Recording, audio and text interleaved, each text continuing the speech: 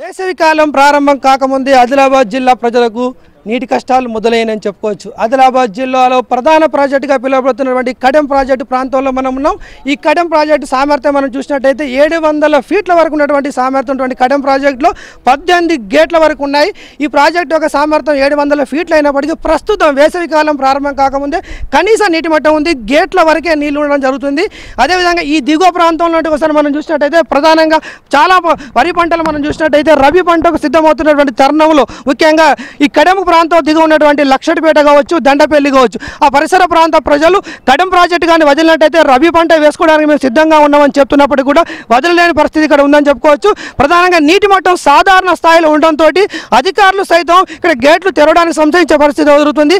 మొన్న శివరాత్రి పర్వదినాన్ని పురస్కరించుకొని భక్తుల సౌకర్యార్థం కూడా కొంతమేరకు గేట్లు వదిలినప్పటికీ కూడా కొంతమేరకు ప్రజలు ఉపశమనం పొందడం జరిగింది. ప్రధానంగా కడెం ప్రాజెక్టుకి దిగున మనం చూసినట్లయితే రబీ పంటకు ప్రజలు ఎక్కువ ఆధారపడి ఉంటారు, ఈ ప్రాజెక్టు పైన ఆధారపడి ఉంటారు. కొన్ని వందల ఎకరాల్లో మనం చూసినట్టయితే రబీ ప్రాజెక్టుకు పంటలు వేయడానికి ఆస్కారం ఉంది. కానీ ప్రాజెక్టులో నీటి సామర్థ్యం అంతంత మాత్రం ఉండడంతో ప్రధానంగా రైతులు ఇబ్బంది నెలకొనే పరిస్థితి ఎదురవుతుంది.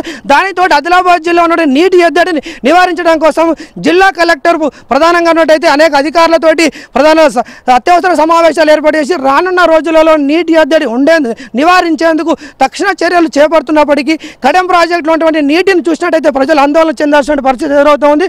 వర్షాభావ పరిస్థితులు ఉండడం వల్ల సరైన వర్షపాతం లేకపోవడం, ముఖ్యంగా ఆదిలాబాద్ జిల్లాలో ఎక్కువ మండలాల్లో కనీస స్థాయి వర్షపాతం కూడా నమోదు కాకపోవడంతో ప్రస్తుతం కడెం ప్రాజెక్టులో ఉన్నటువంటి నీటి సామర్థ్యం ఏ విధంగా చూసుకోవచ్చు. ప్రస్తుతం కనీస స్థాయి నీటి మట్టమే ఉండడంతో రానున్న రోజుల్లో ముఖ్యంగా మనం చూడండి ఏప్రిల్ మే లాంటి అతి ఎక్కువ ఎండాకాలం అనేటువంటి ప్రాంతాల్లో కూడా చాలా ఇబ్బందులు ఎదుర్కొనే పరిస్థితి ఉంది. కాబట్టి ప్రభుత్వం ఇప్పటికైనా ఏదో ఒక తప్పనిసరిగా ఉపశమనం పొందే విధంగా ప్రజలకు ముందు చూపుతోటి నీటి ఎద్దడి నివారించే విధంగా చర్యలు తీసుకోవాల్సినటువంటి అవసరం ఎంతైనా ఉంటుంది. కనీస స్థాయిలో నీటి మట్టం ఉన్నటువంటి నీటి ఇప్పుడే ఉన్నట్టయితే భవిష్యత్తు రోజులలో కూడా ఆదిలాబాద్ జిల్లాలో నీటి కష్టాలు ఉండేటువంటి పరిస్థితి ఎదురవుతుంది. ఈ నీటి ఎద్దడి దృష్టిలో పెట్టుకొని ప్రభుత్వం అత్యవసర సమావేశాలు ఏర్పాటు చేస్తున్నప్పటికీ రాబో రోజులలో ఇలాంటి ఇబ్బంది లేకుండా ఇటు త్రాగు కావచ్చు, ఇటు సాగు కావచ్చు, తక్షణమే చర్యలు తీసుకోవాల్సిన అవసరం ఎంతైందని చెప్పేసి జిల్లా వాసులు కోరుతూ ఉన్నారు.